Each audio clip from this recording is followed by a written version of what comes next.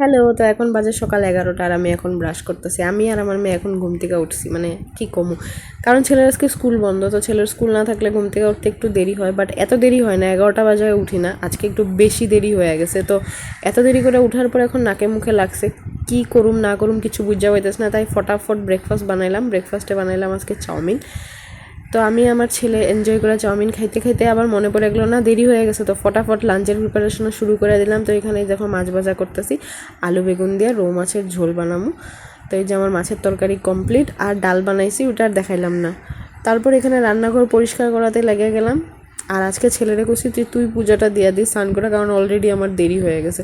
তো এই যে রান্নাঘর পুরো ক্লিন, আর আমার স্নানও কমপ্লিট। আর এখন ডালের সাথে গরম গরম খাওয়ার আগে বেগুন ভাজা করলাম।